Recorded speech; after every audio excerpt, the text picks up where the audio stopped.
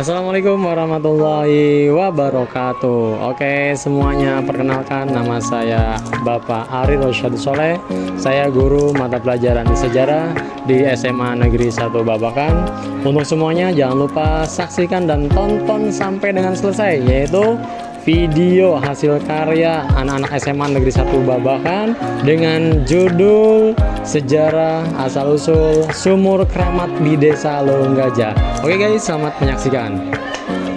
Hai, nama saya Dewi Ayatantri. Selaku reporter, jangan lupa like, comment, share, dan subscribe. Dadah. Halo semuanya, di sini saya Mustika Puspalestari sebagai pewawancara 1 Dan saya Nike Naurantika Nawawulan sebagai pewawancara 2. Jangan lupa like, comment, share, and subscribe video kita ya. Bye-bye.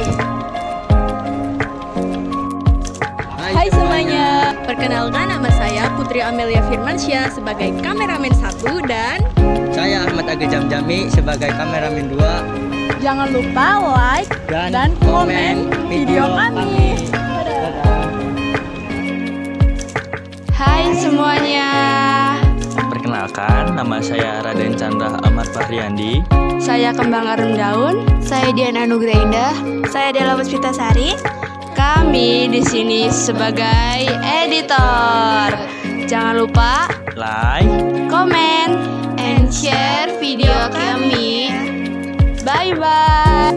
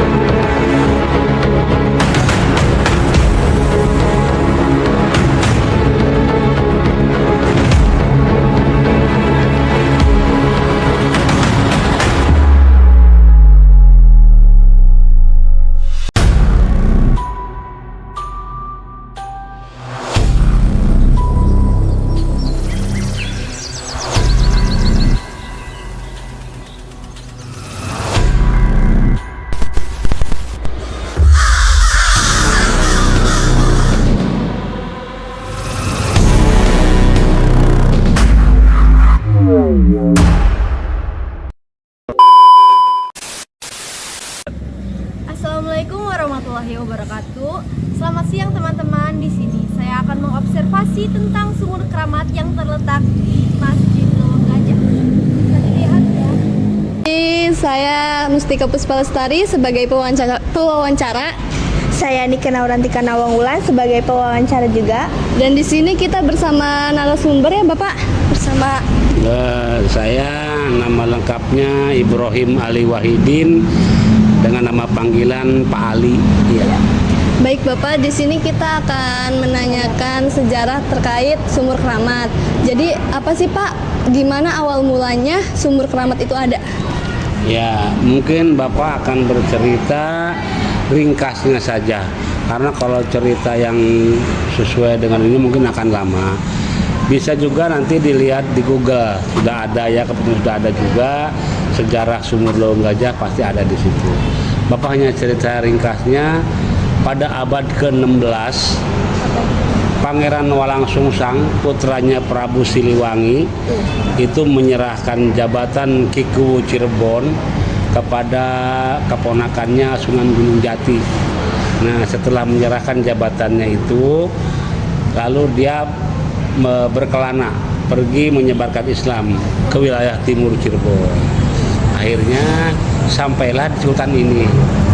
Sampai di hutan ini dan dia dikawal dengan 4 orang pengawalnya. Kemudian dia membuat satu pedukuhan. Kemudian dia beristirahat di hutan ini. Dia juga bertapa karena Mbah Kuwo Cirebon atau Pangeran apa namanya tadi, Walangsungsang itu dia disebut juga Ki Pertapa, maksudnya ahli bertapa, disebut juga Ki Kuwu Cirebon, gitu kan. Nah, sambil bertapa dia kemudian bersama para pengawalnya itu dia membabat hutan di sini, membuat kebutuhan, gitu kan. Karena dia sudah Muslim, maka dia perintahkan kepada pengawalnya untuk membuat sumur di sini. Nah, membuat sumur di sini. Nah, setelah dibuat sumur di sini, akhirnya jadilah sumur itu kan. Semakin lama makin banyak orang yang datang ke sini. Karena semakin lama banyak orang tahu bahwa di hutan ini ada sebuah pedukuhan, ada sebuah kampung, gitu kan. Akhirnya mereka itu pada datang, ada yang belajar ilmu agama, ada yang belajar ilmu kedikjayaan, apa ilmu kata sekarang ilmu kesaktian lah, gitu. Ada yang juga belajar ilmu pertanian. Makin lama makin banyak orang-orang yang datang ke sini yang belajar ilmu, akhirnya makin besar di sini. Nah, setelah makin lama makin besar itu datanglah seorang yang sakti. Entah dia entah tujuannya mau belajar ilmu atau mau tes ilmunya, kurang tahu juga. Akhirnya dia datang ke sini, dia mengabdi di sini. Dan sumur ini awalnya bisa buat mandi, buat minum, buat keperluan sehari-hari lah, terutama buat mandi dan wudhu buat orang sholat, gitu kan. Setelah itu datanglah Ki Jaya, kemudian Ki Jaya itu dia melihat seorang putrinya sesepuh di sini. Akhirnya dia menyukainya, terus dia mencoba untuk mengabdikan diri di sini dengan harapan mudah-mudahan dengan pengabdian dia diterima cintanya oleh putri sesepuh ini. Lama bertahun-tahun ternyata tidak ada respon, tidak ada jawaban. Akhirnya dia merasa sakit hati, kemudian dia pergi dari hutan ini, pergi dari kampungan ini, dia pun kemana nggak tahu. Kemudian rasa sakit hatinya masih ada. Nah, dengan rasa sakit hati itu akhirnya dia timbullah niat jahatnya. Nah, apa yang dia pikirkan, ternyata akhirnya sumur yang dibuat oleh pengawalnya Pangeran Walangsungsang akhirnya tiba-tiba beracun. Setelah sumur ini beracun, akhirnya menyebarlah berita kemana-mana. Selama beracun itu kan orang-orang sini ngambil airnya kan susah, karena mungkin sumur ini yang dibuat satu-satunya yang paling ini. Akhirnya warga sini akhirnya ngambil air di daerah Cikulak, yang istilahnya dulu kalau ngambil air orang sini bilangnya ngulak cai. Maksudnya ngambil air, ngulak cai. Nah, ngulak cai ke sono, ke wilayah barat. Akhirnya sekarang disebut namanya Cikulak, gitu kan. Itu awal dari situ. Nah, setelah berita ini nyebar kemana-mana, bahkan orang yang karena sumur ini beracun, orang yang mandi di sini itu habis mandi itu badannya pada sakit, ada yang sakit, ada yang pada gatal, ada kalau kata orang kita berjugan, gitu kan ya. Ada yang minum pagi sorenya meninggal, ada yang minum malam paginya meninggal. Terus jodohnya perempuan di sini aturan sudah usia segitu sudah menikah, jodohnya jauh. Anak-anak kecil yang aturan sudah bisa berjalan belum bisa berjalan, aturan yang udah bisa bicara belum bisa bicara. Akhirnya menyebar berita ini kemana-mana keluar. Datanglah seorang Syekh Toharudin dari Mesir. Nah, yang sekarang lebih dikenal dengan Habib Toha, yang makamnya ada di Seng itu, yang suka diziarahi oleh orang-orang. Nah, datanglah beliau ke sini dengan waskita, dengan ilmunya yang tinggi. Dia mengetahui bahwa sumur ini ada sesuatunya. Makanya dia dengan sesepuh ini musyawarah akhirnya diputuskan untuk menguras sumur ini. Akhirnya dikuraslah sumur ini. Ternyata setelah airnya habis, di bawahnya itu ada sebuah lampu hitam, lampu yang bulat, waluh bulat. Nah, diambillah waluhnya, kemudian dibelah sama Habib Toha. Ternyata yang keluarnya menjangan. Sambil terbang dia berucap, bukan saya melakukan, saya hanya disuruh oleh seseorang yang namanya Hidayah, dan dia berjanji, saya juga mohon maaf, dan saya berjanji barangkali ada warga sini yang ada keperluan, insya Allah bisa dibantu. Akhirnya dia menghilang. Setelah dia menghilang, dipanggillah Ki Jaya, terus disidang sama sesepuh sini. Dia minta maaf, akhirnya dimaafkan. Dia menyadari bahwa jodoh, rezeki, ajal, pati itu Allah yang mengetahui. Akhirnya dia minta maaf dan dilepaskan. Kemudian sesepuh sama Habib Toha di sini berkumpul di sumur ini membacakan doa karomah. Dibacakanlah doa di situ. Setelah dibacakan doa semuanya selesai, dan ada versi lain mengatakan bahwa Habib Toha memasukkan batu merah delima ke dalam sumur ini. Yang kita tahu kan batu merah delima itu katanya ya ampuh lah begitu kan, kita orang tahu juga wallahu alam itu kan. Nah, setelah dibacakan doa itu selesai, akhirnya bisa digunakan kembali, bisa buat minum. Dan kebetulan orang yang sakit minum di situ sembuh. Orang yang gatal-gatal mengandung di sini awalnya mandi lagi, alhamdulillah sembuh. Akhirnya banyak dari mulut ke mulut, banyak orang datang yang sakit datang ke sini minum mandi sembuh. Dan alhamdulillah sampai sekarang sumur ini dikeramatkan. Gitu. Awalnya pada abad 16-an. Apa sih Pak yang membuat sumur ini dianggap keramat oleh masyarakat sekitar sini gitu? Kalau masyarakat sekitar sini ya menganggap sumur ini keramat itu mungkin karena begini. Kalau kita mungkin kalau berdoa itu mungkin ya walau alam kita mau jauh lah. Kalau orang-orang dulu kan lebih dekat sama Allah ya mungkin karena keilmuannya, karena seorang wali apa gimana lebih dekat dengan Allah. Jadi berdoa tuh kayaknya sekarang berdoa tuh besok udah dikabul aja. Kalau kita sih ya udah mungkin lah udah gini dah, karena itulah akhirnya dikeramatkan karena memang mungkin bagi orang yang nggak percaya sih nggak ini. Tapi kita kan kesini itu bukan percaya sama sumurnya, bukan kita minta percaya sama airnya. Kita kan doa minta sama Allah, mudah-mudahan jadi wasilah atau perantara air sumur ini jadi obat gitu. Akhirnya memang ada ya istilahnya banyak mungkin buktinya. Karena apa banyak buktinya? Kita di sini orang sini tidak pernah menyampaikan ke orang-orang, "Oh enggak aja, airnya begini, sumurnya begini, perut begini." Enggak. Justru mereka dari luar datang ke sini, ikhtiar minta sama Allah, dikabul, bilang sama tetangganya, sama saudaranya, "Oh, anak saya udah sekian tahun belum bisa jalan, bawa ke Leweng Gajah dimandiin. Anak saya sono jalan." Akhirnya dari mulut ke mulut. Bukan, nah itu. Bapak, kita mau melihat sumur gajahnya. Boleh. Saya boleh berjalan aja nanya. Iya Pak. Dan sampai sekarang itu airnya masih bisa diminum. Oh, Bisa apa langsung diminum. di Alhamdulillah. sumur berkeramatnya itu ada ritual khusus nggak sih Pak? Nggak ada ritual yang harus bagaimana nggak ada. Iya. Karena ini memang tidak pernah ada ritual apapun. Iya. Yang kesini paling semua juga paling dimandiin, diminumin, itu aja. Ada orang sakit kesini datang berobat, paling bapak kalau di sini cuman dimandiin sama diminumin, ya udah nggak apa-apa Pak, kasih minum, mandi selesai pulang.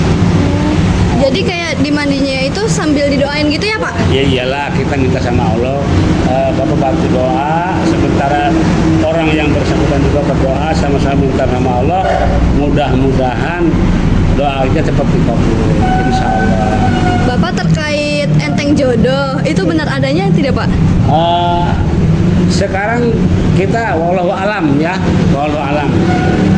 Seseorang datang ke sini, Bapak saya usia sekian belum dapat jodoh, pengen dapat jodoh cepat gitu kan, insya Allah kita bantu doa, mandi di sini, mungkin doanya dia juga cepat dikabulnya, dapat. Akhirnya dia menyampaikan ke orang lain, menyampaikan ke orang lain. Itulah dari mulut ke mulut. Ada anaknya belum bisa jalan, bapak anak saya belum bisa jalan udah sekian tahun. Ya udah mandi di sini, kita ikhtiar, kita mohon sama Allah agar cepat jalan. Begitu satu kali, memang ada yang satu kali, ada 2 kali, ada 3 kali, ada gitu kan. Ada yang 1 kali bisa jalan, ini saudara-saudaranya, ke teman-temannya di kampungnya, akhirnya udah bapak sana, udah bapak sana.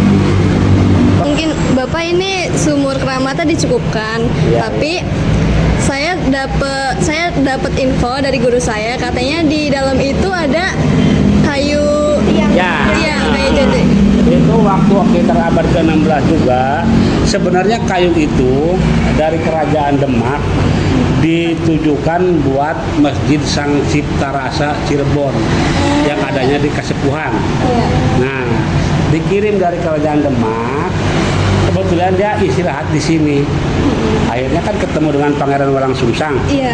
Ditanya sama Pangeran, ini kayu buat kemana? Katanya ini saya diutus buat menyerahkan kayu ini ke Masjid Sang Cipta Rasa Cirebon sebagai sumbangan, gitu kan. Disampaikan oleh Pangeran Walang bahwa Masjid Sang Cipta Rasa Cirebon sudah selesai dibangun, kayunya dibuat sama Sunan Kalijaga dari belahan kayu sekotatal, gitu kan. Akhirnya karena sudah selesai, musyawarah lagi dengan orang dari pengirim sana dengan pangeran dengan itu Walang Sungsang. Akhirnya bagaimana kalau kayu ini dibuat masjid di sini? Akhirnya sepakat dibuatlah masjid di sini, dan yang sampai sekarang dipakai itu ya itulah kayu. Bapak, kita boleh lihat Boleh kayunya? dilihat, boleh.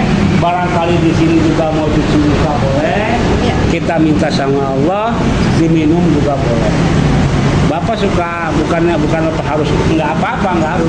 Barangkali mau cuci muka, mau minum airnya silakan, nggak apa-apa.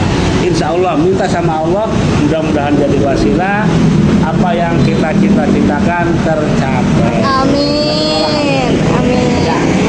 Mau itu dulu apa mau ke dalam dulu? Mungkin ke dalam dulu, Pak. Boleh. Iya,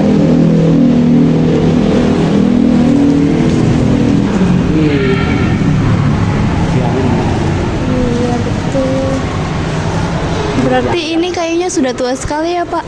Kayunya sudah tua sekali. Dulu dipakainya ya kayu ini, gitu. Ini kayu yang ini pintu apa segala macam. Dulu kan masjid ini kayu semua. Iya. Ya, kayu semua. Tiangnya kayu, ininya kayu semua. Karena mungkin udah kelamaan di bagian atas itu udah mulai lapuk, akhirnya direhab. Nah, kayu yang masih bagusnya digunakan buat ini, buat mimbar, buat jendela itu. Jadi tidak dibuang. Jadi kayunya digunakan lagi. Dan yang masih utuh ya tiangnya ini 4.